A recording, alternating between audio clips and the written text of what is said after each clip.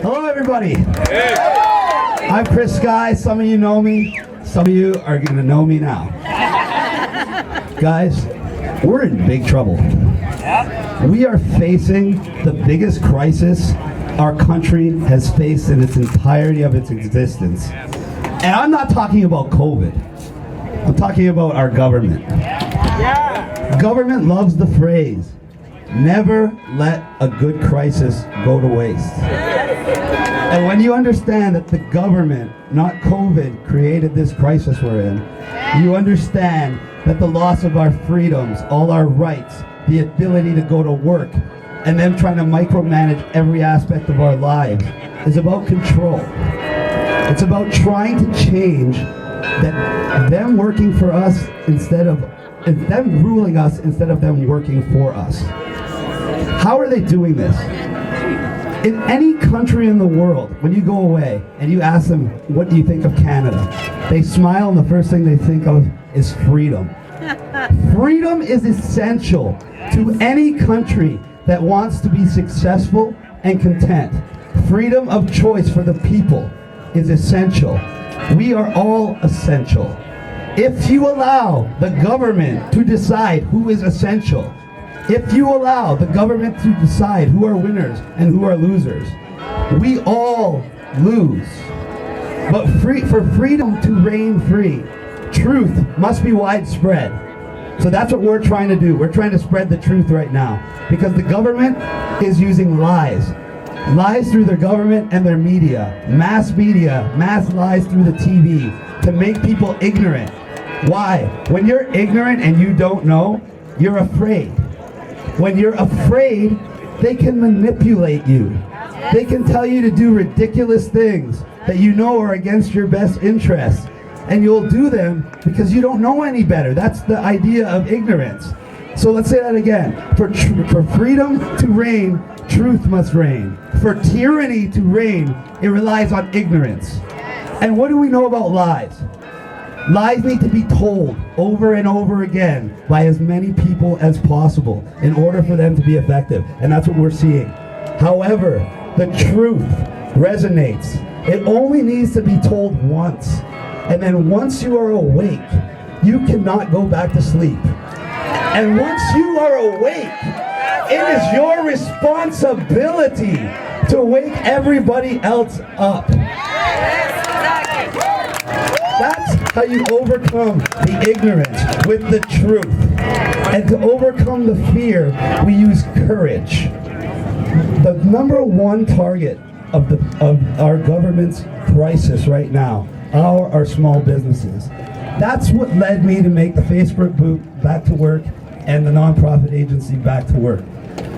Our small businesses represent 97% of all businesses in the country. They represent 70% of all of Canada's jobs. At the start of 2020, we had 1.15 million small businesses in this country thriving. As of June, we had already lost over 225,000 of those businesses. All the jobs they represent in the millions and all the families they support forever. This is GDP that's gone and not coming back. And more importantly, these are once people that were independent and stable who are now dependent on the government for their very survival. And when you are dependent on the government for your survival, they no longer work for you, they rule you.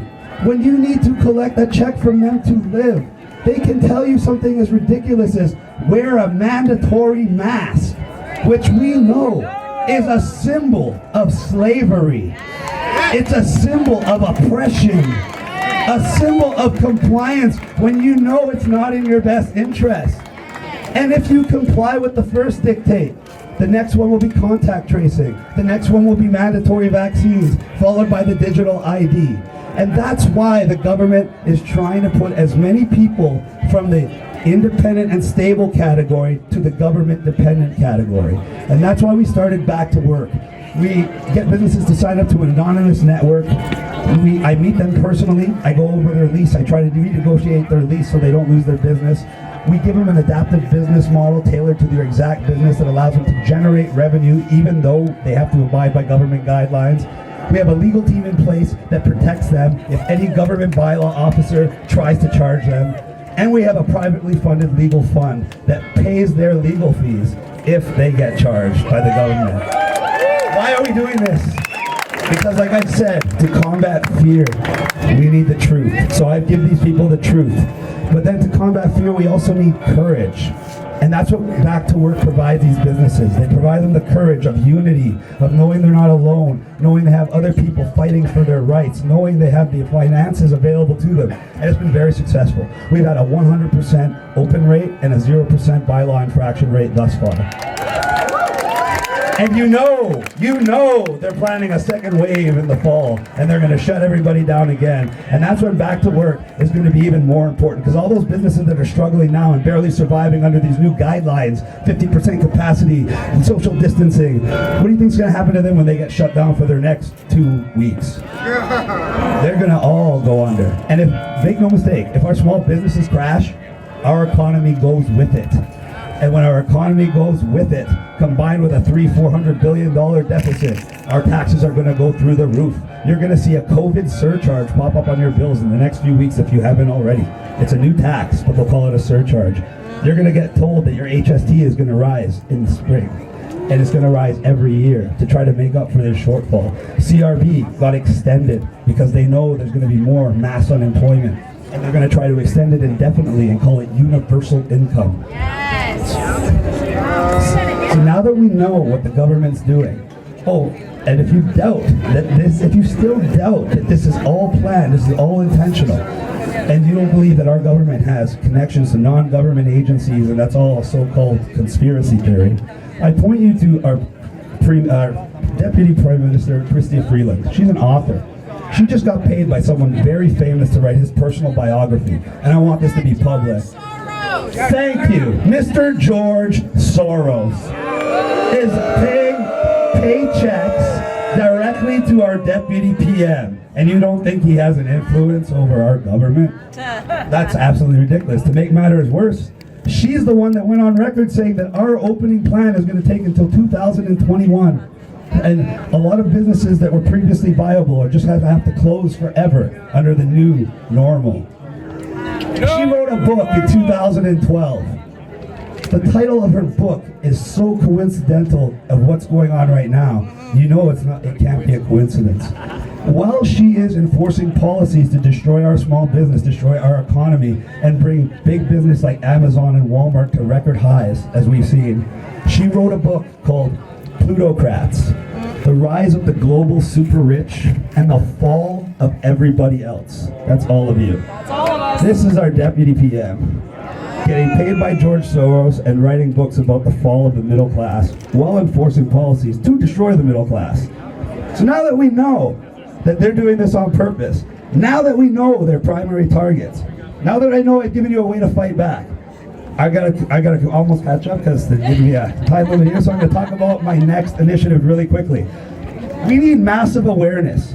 Massive awareness because they try to divide us. They try to divide us many ways, because if we're divided, smaller and smaller factions cannot fight back. If we're unified in one voice, we can. So first they divided us between people who were scared of the virus versus people who weren't. Then they divided us by people who were working and people who were not working. Then they attempted to divide us via race, like they did in the States with the race riots. Now they started the whole defund the police to turn the people against the police. Why? Smaller and smaller factions. I'm here to tell us we all need to be united. This needs to be the summer of united non-compliance. That's what we need to celebrate on this Canada Day. United non-compliance. Say no to the mask. Say no to the contact tracing. Say no to the kids in schools. And that's my next initiative. I created a group, a webpage, and a TV series that's going to be a web series called MAD. Mothers Against Distancing. Every mother, every parent needs to be made aware internationally by the hundreds of millions of the psychological and physiological damage that social distancing will have on their children, especially in an academic setting over a prolonged period. Our plan is to infect as many people with that deadly thing called the truth. And wake them up so by September, through united non-compliance, No sane parent is going to send their child to one of those schools. Every parent is going to stand up and say no. And the government will realize that we have the power at that point. They have to do what we say. And if we can abolish social distancing in our schools that easily, we can do so everywhere else. The government keeps trying to push this new normal. They try to make you feel like you're alone. We're here to tell you you're not alone. We're bringing everybody together under one umbrella to fight for our rights, to fight for our businesses, to fight for our children. There is nothing more important than our children. They are the future. We must protect them. We must get mad. Why do you need to get mad? When you are mad, you cannot be controlled. When you are mad, you will act in your best interests. When you are mad, you will speak out to others. So I implore all of you, get mad. This is something to be angry about. Stand up for your rights. Remember what freedom feels like. What we're doing here today is illegal, and we did it anyway.